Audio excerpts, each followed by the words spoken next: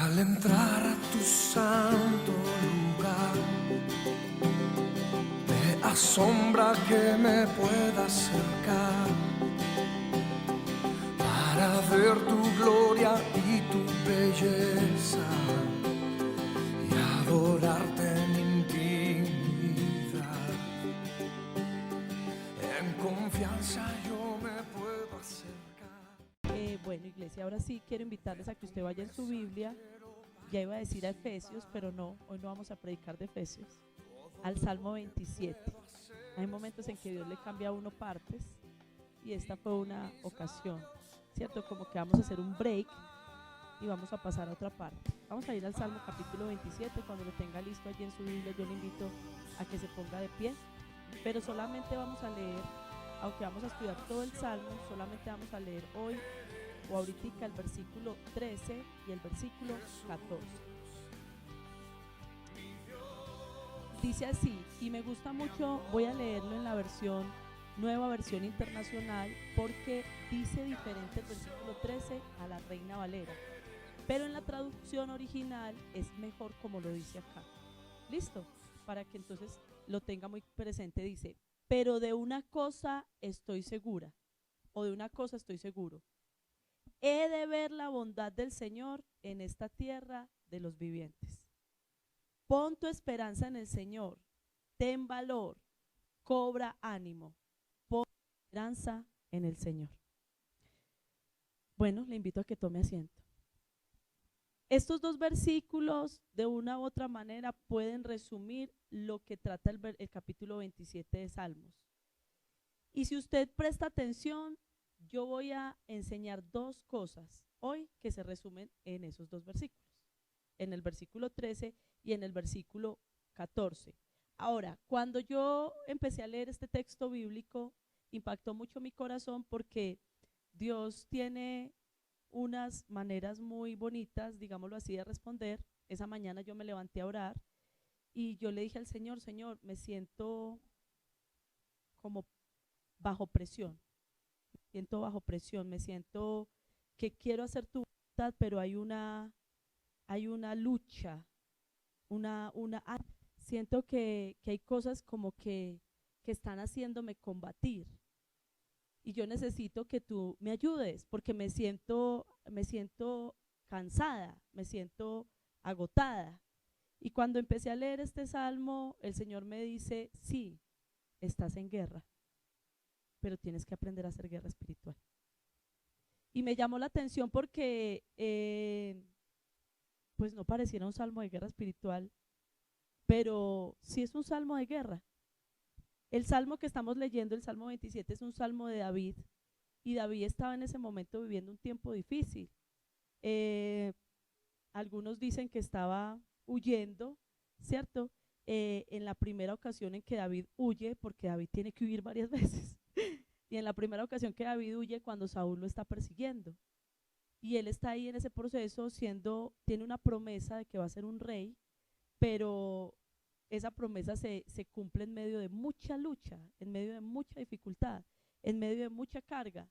Y allí en medio de ese proceso de lucha y de carga es que David hace este salmo. Entonces yo quiero que usted piense un momento en cuántas ocasiones, debido a las circunstancias que usted está atravesando, usted se siente en una guerra espiritual.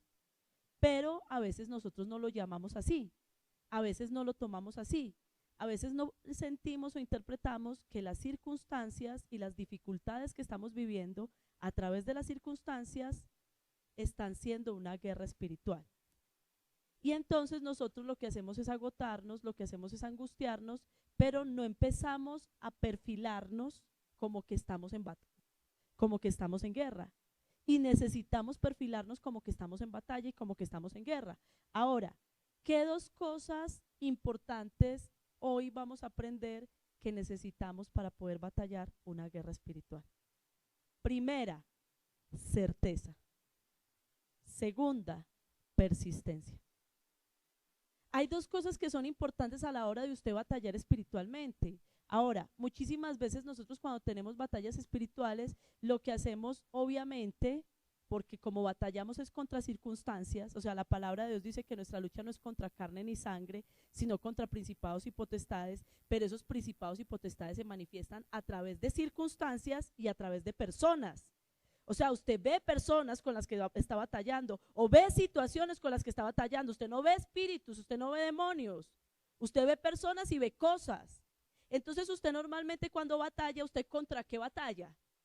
Contra lo que ve. Usted no batalla contra lo que no ve. Usted empieza a levantarse, a defenderse o a tomar resoluciones contra lo que usted ve. Pero si nosotros empezamos a tener un entendimiento de la guerra espiritual, entonces nosotros vamos a tener que entender o empezar a trabajar en cómo me defiendo frente a lo que no veo, cómo reacciono, cómo peleo con lo que no veo, en vez de ponerme a pelear o en vez de llenarme de carga con lo que veo.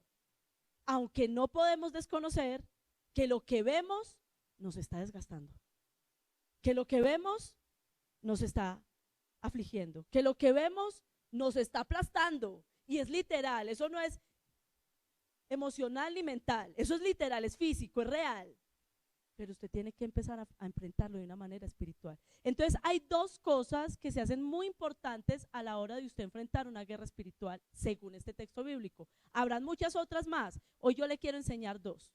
Una, usted necesita certeza. Dos, usted necesita persistencia.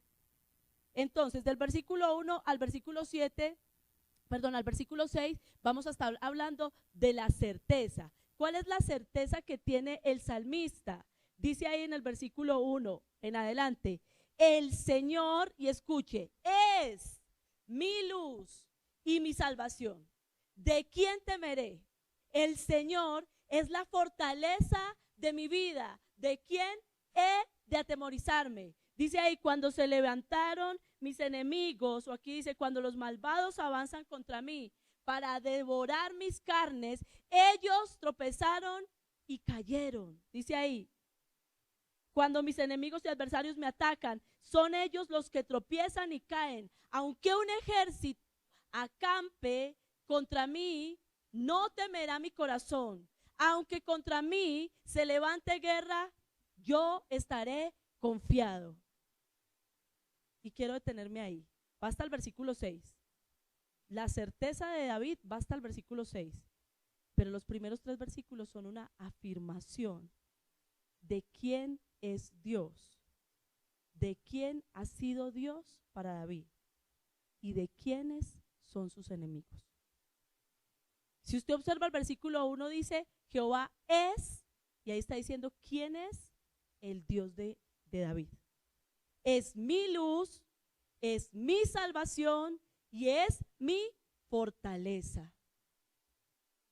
Y mire, muchachos, pasemos la situación que pasemos, usted tiene que tener presente esas 3 cosas. De eso usted tiene que tener certeza.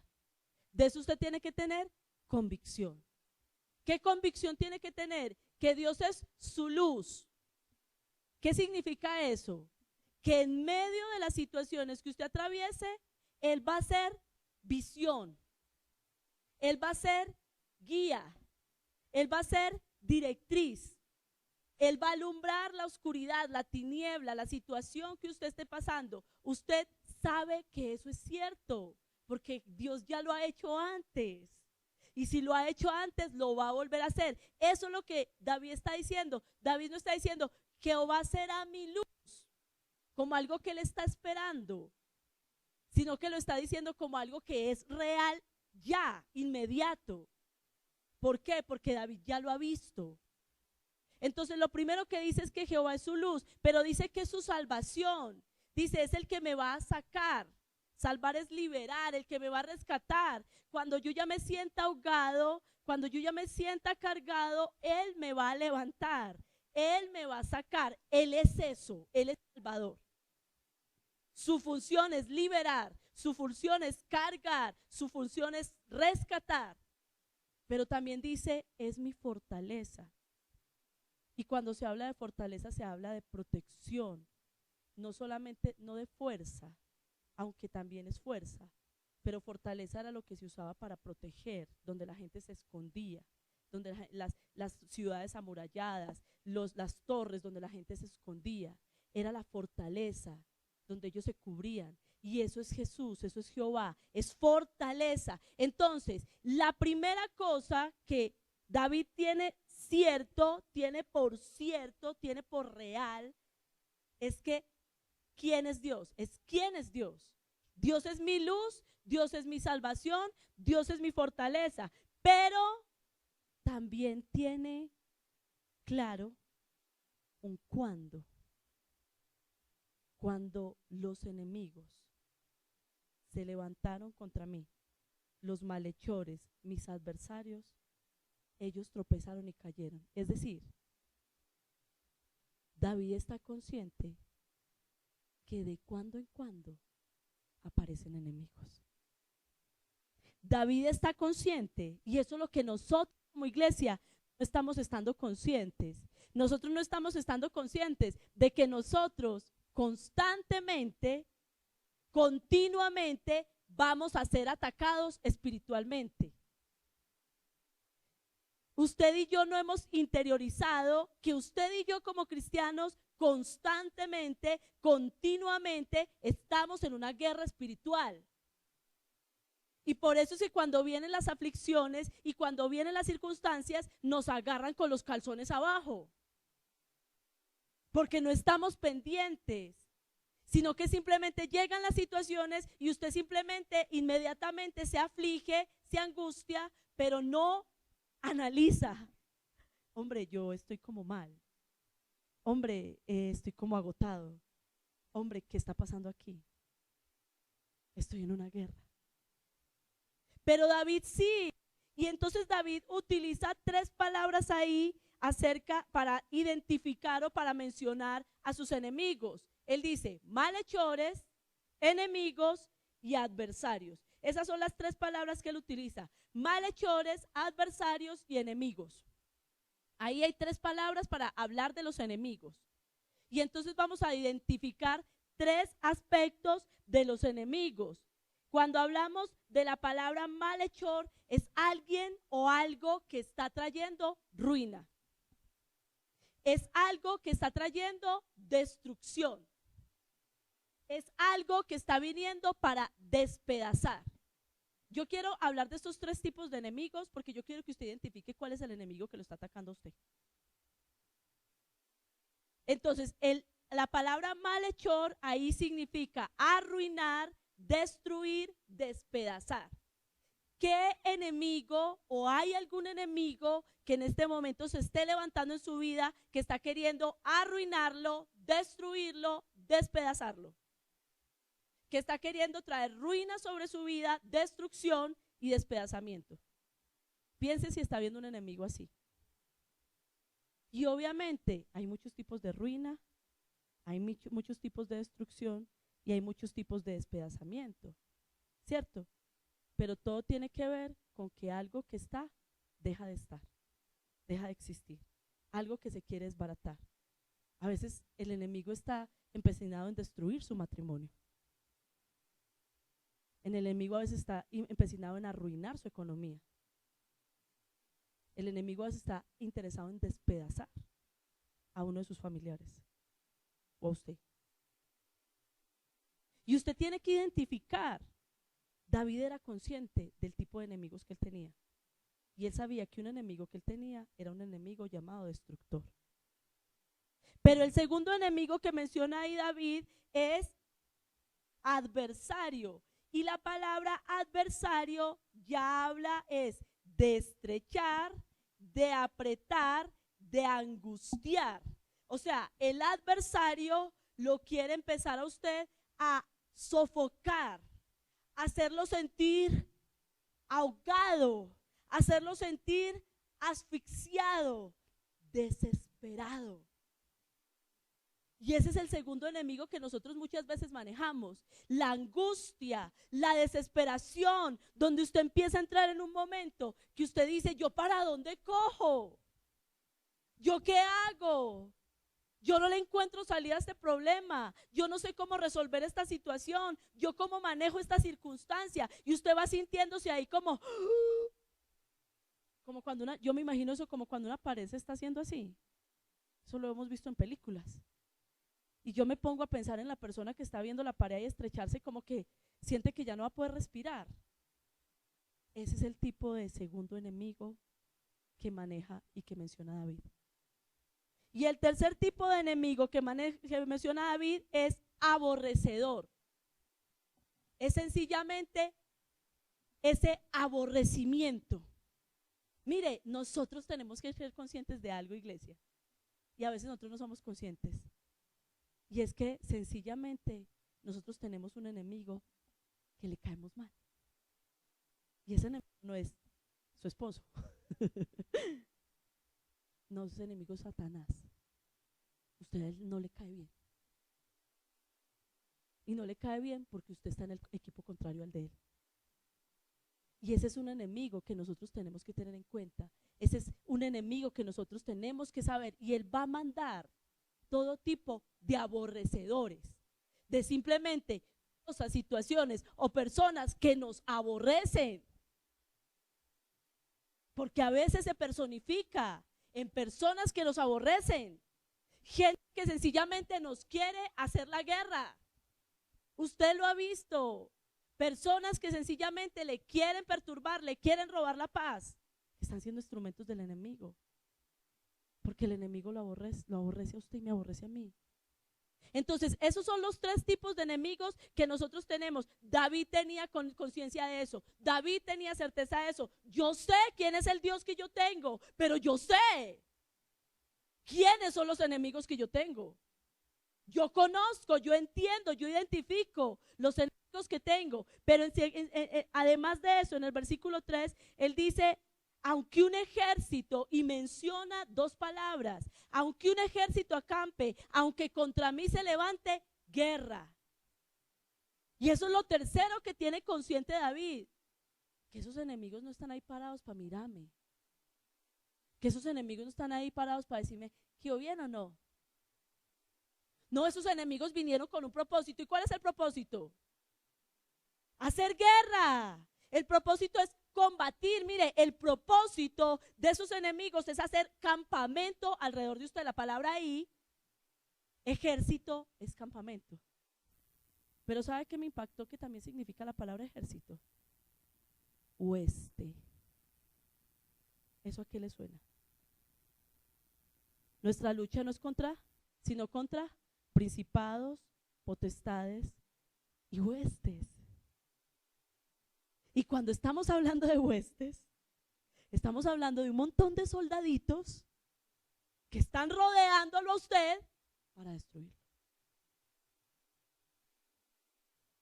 Eso es lo que nosotros vivimos a nivel espiritual. Campamentos de enemigos que se levantan contra nosotros y hacen con nosotros guerra. ¿Sabe qué significa guerra?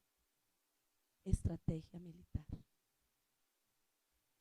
Guerra es que levantan pelea, es que combaten, es que se levantan contra usted y contra mí.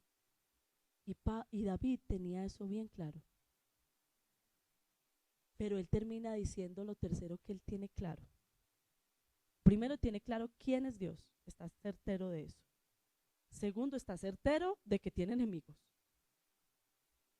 Pero lo tercero que está certero es que él dice, no temerá mi corazón, sino que yo estaré confiado. Iglesia, mire, nosotros necesitamos afirmarnos en eso. Usted puede llorar si quiere, puede estar triste y aburrido por sus problemas, puede sentirse que no tiene salida, pero algo que usted no puede hacer es tener miedo del enemigo. La palabra ahí es temor. La palabra ahí es terror. La palabra es miedo que me dobla. No, usted no puede tener temor. Usted no debe de tener temor. ¿Sabe por qué? porque usted tiene que tener más temor a Dios, porque Dios es más grande que el enemigo. ¿Y cuál es el problema del temor? Que lo que usted le tenga temor, a eso se le va a doblar. Si usted le tiene temor a las deudas, a eso se le dobla. Y detrás de eso está viendo cómo resuelve. Si usted le tiene temor al conflicto, usted eso se le dobla. Y usted está mirando a ver cómo escapa del conflicto. A lo que usted le tenga temor, a eso usted se le va a doblar. Y lo que es tremendo, hermanos, es que Satanás sabe a qué le tiene usted temor. Mire, Satanás sabe a lo que usted le tiene temor. Mire, si usted le tiene temor a la enfermedad, pero no porque le tenga miedo a la enfermedad, sino porque le tiene miedo a depender de otros y a quedarse quieto y sentado. Satanás, si usted no ha vencido ese temor, sabe por dónde lo ataca. Pero si Satanás sabe que usted le tiene temor a la soledad, entonces él sabe qué hace para hacerlo sentir a usted solo. Pero si Satanás sabe que usted le tiene temor a perder el control, Satanás sabe cómo atacarlo a usted para quitarle el control. Pero usted y yo estamos llamados a tener certeza, a decir, no temeré, no voy a temer. Mi confianza, mi reposo es el Señor. En Él yo me voy a refugiar, no me voy a estremecer, en Él me voy a esconder. Mire, cuando usted tiene miedo, cuando usted era pequeño y usted tenía miedo, ¿qué era lo que Dios quería? ¿O qué era lo que usted hacía? Perdón, corría a esconderse en alguien. Haga lo mismo hoy en día. Siga haciendo lo mismo. Pero en esa certeza de de David, yo no sé por qué tengo a Pablo en mi mente. Yo creo que hoy voy a dividir esta predicación en dos partes. Esto está como largo. En esta certeza de David, él tiene otra estrategia. Él no solamente tiene certeza en quién es Dios, en que él tiene un enemigo, pero que no va a temer, sino que él tiene otra segunda arma en esa certeza. Y es lo que sigue diciendo a partir del versículo 4. Una sola cosa he pedido, y esta buscaré, que esté yo en la casa de Jehová todos los días, para contemplar su hermosura y meditar en su santo templo. Analiza el versículo. ¿Cuál es la forma en que usted puede mantener la certeza que usted tiene en Dios y la confianza en Dios? Haciendo una sola cosa. Una cosa he pedido, y esto es lo que yo voy a buscar: estar todos los días en la casa de Jehová. ¿Cuál es el talón de Aquiles del cristiano? Que no está todos los días en la casa de Jehová, que no está buscando todos los días la presencia de Dios, que no está entrando todos los días a oración, que no está entrando todos los días a fortalecerse en la palabra. ¿Y usted cómo se va a mantener firme ante las acechanzas del enemigo si usted no tiene una vida firme espiritual? Lo que David dice, mire, yo pido algo, y lo que usted y yo diríamos, sí, Señor, que se me resuelva ese problema. Y lo que dice David es, no, que yo esté en la casa de Jehová todos los días de mi vida. Yo pido algo y yo voy a buscar eso. Yo voy a esforzarme por eso. Y es estar en la casa de Dios. ¿Y sabe por qué? ¿O para qué? Más bien, no para venir a decirle, ay, Señor, es que la vida es muy difícil. ¿Sabe qué dice ahí? Para contemplar su hermosura. ¿Sabe qué nos va a ayudar a no tener temor? ¿Sabe qué nos va a ayudar a vencer en la adversidad? Contemplar la grandeza de nuestro Dios. Porque ¿sabe en qué consiste el miedo? En que usted se enfoque en los problemas, en que usted se enfoque en la dificultad. Y cuando usted tiene un problema, cuando usted está teniendo una guerra con alguien, un conflicto con alguien, o está teniendo una dificultad, su mente en qué se centra en todo el día, en esa situación. Pero la forma de hacer guerra espiritual es que usted entre a la casa de Dios y se enfoque en contemplar la hermosura de Dios. Que usted se enfoque en mirar la belleza de Dios. La palabra contemplar significa mirar fijamente. Si usted se pone a mirar fijamente la hermosura de Dios y solamente se enfoca en observar la hermosura de Dios, lo que está a su alrededor, ¿qué empieza a suceder con lo que está a su alrededor? Usted no lo nota. ¿Y sabe por qué no lo nota? Porque usted está tan embelesada mirando a Dios.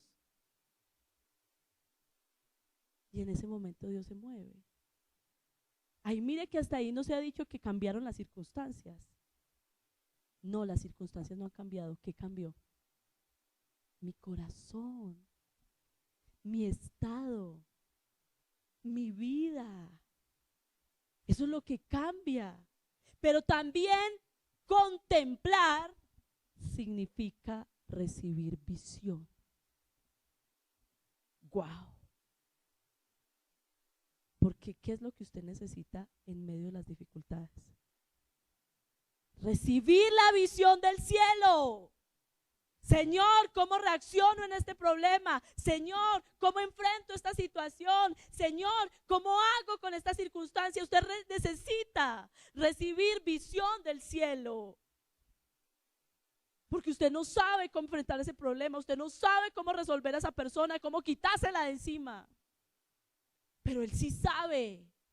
Pero para eso, iglesia, hay que dedicar tiempo a contemplar la hermosura de Dios. Ay, no, pero es que yo no tengo tiempo. Sí, ¿sabe por qué no tiene tiempo? Porque la guerra espiritual y los enemigos que lo están atacando, precisamente eso es lo que le quieren robar. El tiempo.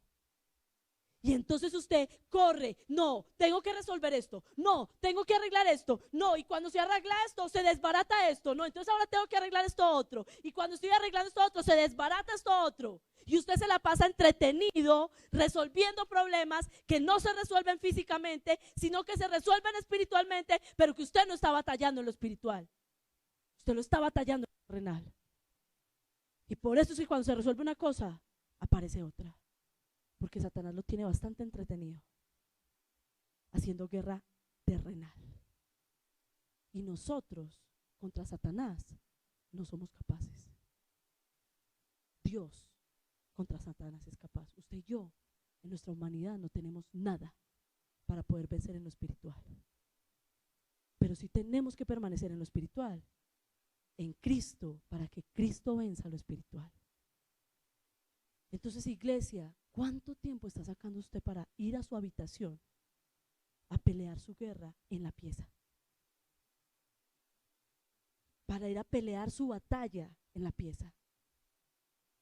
Para ir a decirle al Señor, Señor, enfóqueme. Señor, aquí me vine a sentarme, a contemplar tu hermosura. Por eso a mí me impactó tanto esta predicación o este tema cuando yo estaba estudiándolo esta semana. Porque yo me senté y le dije, Señor, yo me siento cargada. Yo te quiero obedecer. Pero es difícil. Porque siento que se están levantando cosas para que yo no te obedezca. Y el Señor me dijo, sí, estás en lo cierto. Estás en guerra. Tienes que entender la guerra. Pero si no hubieras venido donde mí y te sientas a hablar conmigo, no entiendes que estás en guerra. Y que en la guerra hay que aguantar, porque ese es el segundo paso. El primero es tener certeza y el segundo es aguantar, persistir. Y en la guerra hay que persistir. Tú no puedes retroceder. Pero si tú sabes el Dios que tú tienes, tú vas a persistir. Y eso es lo que le va a dar a usted contemplar la hermosura de Dios. Y dice ahí, y meditar en su santo templo. Y la palabra meditar es arar, inspeccionar, reflexionar. Mire, iglesia, no se meta tanto a hacer un devocional, a hablar como un loro. Métase, hable, y cuando lea la palabra, medite. reflexione, are, investigue, deje que el Espíritu le hable, qué es lo que está haciendo y cómo va a resolver la situación que usted está viviendo. Métase en el templo a escudriñar la mente de Dios, porque eso lo va a guiar a usted. Y ahí usted está teniendo certeza, porque usted se para de ahí y dice, esto que me está diciendo el Señor, esto es lo que yo voy a hacer. Y se para con certeza y Dios lo respalda. Y lo que usted no pudo vencer en una guerra, en una semana, lo vence en mediodía. Lo vence en una hora. Porque supo tener la visión de Dios. Porque no andaba ahí como, ¿será que sí? No, tuvo visión. Y por eso no se golpeó contra las paredes. Pero entonces sigue diciendo en el versículo 5, porque en el día de la aflicción Él me resguardará en su morada, al amparo de su tabernáculo me protegerá y me pondrá en alto sobre una roca, me hará prevalecer frente a los enemigos que me rodean. Mire, me llama la atención, ¿cuándo es el día de habitar en la presencia de Dios? ¿Cuándo es el día de estar en el templo? Todos los días. ¿Por qué? Porque va a llegar un día, dice ahí, en el día de la aflicción, Él me cubrirá. Desafortunadamente, nosotros corremos a buscar el rostro de Dios el día de la aflicción. No lo buscamos todos los días, sino que cuando viene la aflicción, ¡ay, Dios mío bendito! ¿Y ahora yo qué voy a hacer? No. Si usted y yo lo buscamos el día, todos los días, cuando venga el día de la aflicción, ¿dónde vamos a estar? ¿Sabe cómo llama Pablo? Ahora sí no me estoy equivocando. El día de la aflicción. Efesios capítulo 6. El día malo. Cuando en Efesios capítulo 6, a partir del versículo 10, se empieza a hablar de la armadura de Dios. Dice, para estar firme en el día malo. ¿Cuál es el día malo? ¿Cuál es el día de la angustia? El día que el enemigo le dio por levantarse contra usted. El día que el enemigo le dio por venir a destruirlo, venir a apretarlo, venir a aborrecerlo. Y usted dice, ese día, como todos los días, he buscado la presencia de Dios. Ese día, Él me va a esconder. Allí me va a esconder. ¿En dónde? Ahí donde yo he estado todos estos días. Y sabe que me llama la atención algo. Si usted observa esos versículos del 4 al 6, se mencionaba 10 veces morada, templo, tabernáculo, casa. ¿Dónde quiere Dios que usted esté? Todo el tiempo. ¿Dónde Dios lo va a defender? ¿En qué lugar usted va a encontrar la protección de Dios? En la presencia de Dios. Cuando usted deja que su vida sea templo de Dios. Iglesia, es tiempo de dejar de venir al templo en el sentido físico, ritual y ser templo. Porque a veces nos estamos limitando como cristianos a venir al templo, pero no nos hemos hecho templo. No somos templo. Entonces voy a la iglesia y siento paz, pero la iglesia, o sea, la presencia de Dios no va en mí. Y llego a mi casa y estoy solo. Pero si yo busco todos los días habitar en el templo voy a ser yo. Y ahí la presencia de Dios me va a resguardar. La presencia de Dios me va a proteger. La presencia de Dios me va a cubrir. Cuando venga, ¿qué? El día malo. Cuando venga, ¿qué? El enemigo. Dice ahí, cuando venga, yo me voy a resguardar, me protegerá. Y mire, utiliza unas palabras que son bastante bonitas. Me esconderá, me protegerá, me ocultará. ¿Se acuerda que ahorita decíamos, no temeré? ¿Y por qué el salmista podía lograr no temer? Porque sentía esos brazos grandes de Dios ahí rodeándolos, tapándolos. Y cuando el adversario venía a querer atacar, había una cubierta alrededor del salmista y el enemigo no lo alcanzaba a tocar. el enemigo no lo alcanzaba a tocar, porque él estaba ahí protegido. Y dice más abajo, y me pondrá en alto. Y yo dije, ¿cómo así? Bueno, ¿lo esconde o lo pone en alto? Pero ¿sabe qué es lo que significa? En el tiempo de la Biblia, cuando había una guerra, las personas buscaban montañas escarpadas, o sea, difíciles de subirse, con puntas y con todas estas cosas, y allá ellos se ponían en alto. Desde allá ellos podían ver al enemigo, pero el enemigo no podía llegar donde ellos, porque eran montañas tan difíciles de escalar que ellos estaban resguardados. Y mire, cuando usted y yo estamos en la presencia de Dios, Él no nos tapa para que no veamos. Él nos tapa para que el enemigo no nos vea, pero a nosotros nos permite ver al enemigo. Nos permite poder ver y decir, te estoy percibiendo y estás destruido, estás abajo, no puedes vencer. Y entonces, si usted vive una guerra espiritual de esa manera, si usted percibe la guerra espiritual con esa certeza, con esa certidumbre, ¿cómo termina ahí el versículo 6? Dice, en su templo ofreceré sacrificios de alabanza y cantaré salmos al Señor. Yo no sé si usted percibe el cambio de estado, pero cuando usted y yo nos quedamos en el templo, podemos tener gozo. No como el enemigo nos quiere tener. ¿Cómo nos quiere tener? Destruidos, apretados y afligidos y aborrecidos. Sino que cuando usted y yo podemos mantenernos en la presencia de Dios, ¿cómo podemos? Cantar, alabar, exaltar, bendecir. Entonces, iglesia, hoy aprendimos el primer paso. Certeza. Y quiero terminar, ya que no pude llegar al segundo paso, en la próxima será, esta historia continuará. Yo quiero terminarlo con el versículo 13. Mire lo que dice el versículo 13. Si estamos hablando de certeza, ¿qué dice el versículo 13? Pero de una cosa estoy seguro, que veré la bondad de Dios en la tierra de los vivientes. ¿De qué estaba seguro David?